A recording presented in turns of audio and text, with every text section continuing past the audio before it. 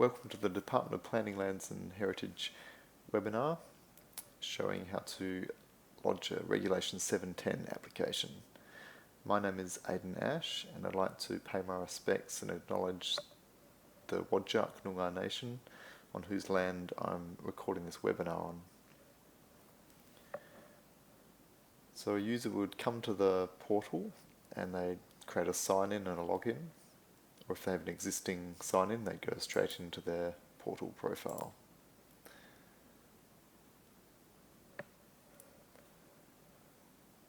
So there's a variety of ways that you can log into the portal. You come to your home page and you'd see an overview of your draft applications and any notifications you've received from the department. For the regulation application, you go to the drop down, you accept the terms, and you'd begin by confirming your personal details.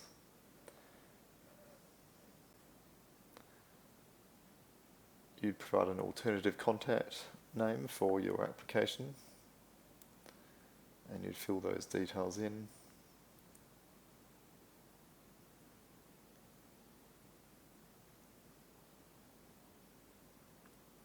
All through the application, if you need to jump ahead or back, it'll save it for you. So you can leave the application and come back later and all that information will be saved.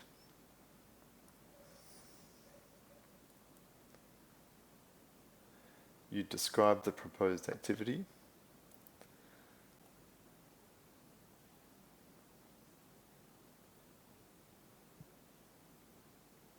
Providing as much detail as possible.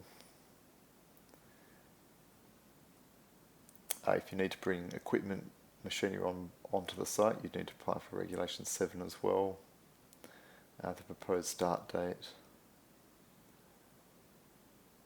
And progress to the next stage, which is describing the location.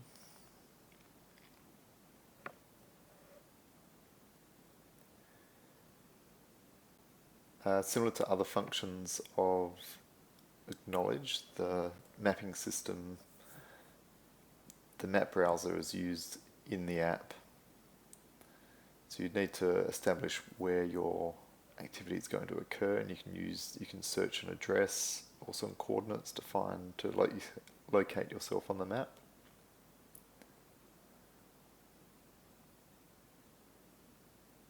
Once you're within the area that you propose to be working in, you'd work out your area. You can attach a shapefile, or you can draw it using the map browser. So these are examples of the different functions of the map browser. This is describing the measure feature, and there's also a measure area feature as well. So you create a polygon and you measure an area. And this might be useful in some of the planning stages. So to draw the polygon, you can either click on the draw shape or upload a shapefile. You can also add other layers that link into the DPLH database. Probably one of the most useful ones is the Aboriginal heritage layers, showing the Aboriginal sites that the department has information for, and also lodge places.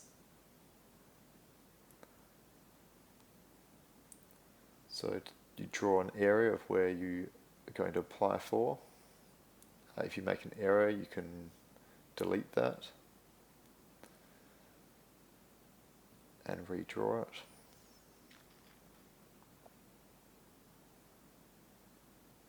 The system won't accept point data or line data. It needs to be a polygon, so multi-line that creates an area.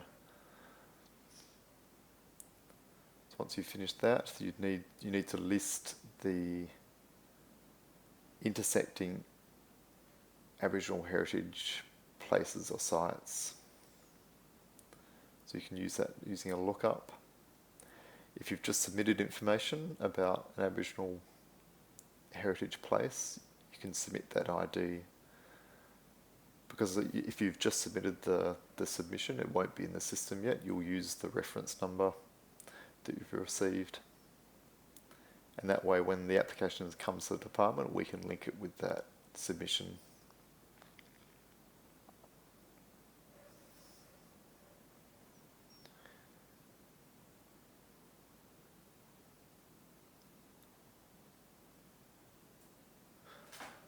The next part of the application is acknowledging that you're going to upload a detailed plan of the project.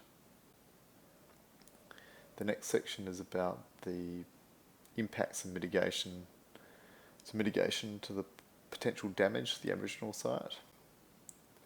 Details will be filled in about the sediments or the ground or water that's going to be removed from the site. Regulation 10s are usually applied for where there isn't going to be any damage to an Aboriginal site. And click Next.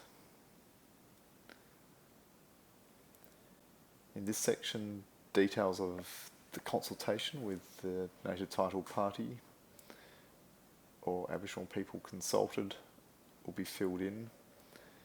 As I said before, it's often the case in a Regulation 710 application that there isn't any damage to the Aboriginal site, and often that needs to be confirmed by, or that view from the Aboriginal party needs to be gained.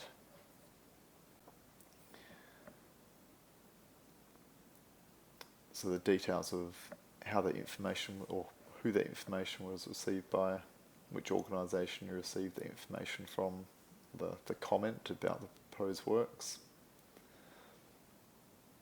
and their details.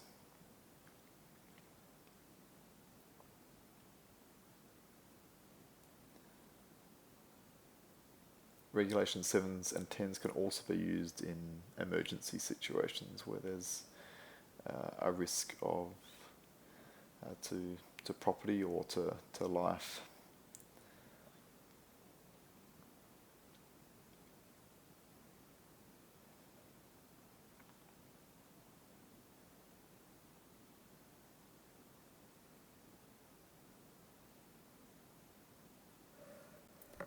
So once those details of the consultation are filled in, progress to the next stage.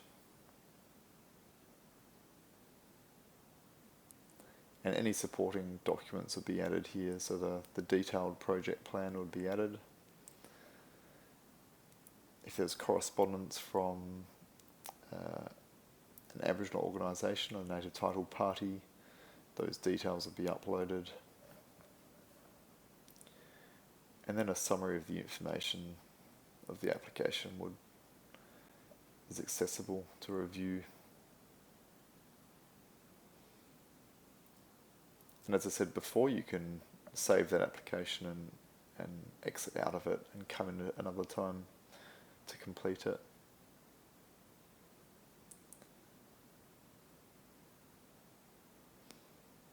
And finally, the declaration.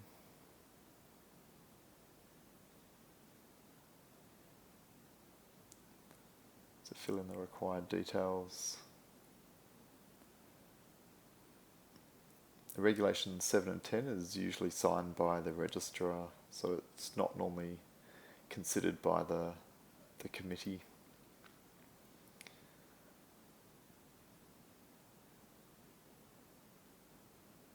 And submit as final. The limits for uploads are currently, I think, 50 megabytes per document. And once you've submitted the application, you'll get a case reference number, and that case reference number will be used when corresponding with the department to follow up on any matter.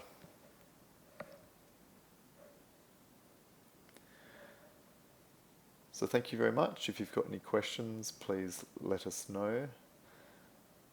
If there are details of the application that need clarification or are not consistent, then an officer will get in contact with you before we progress that application.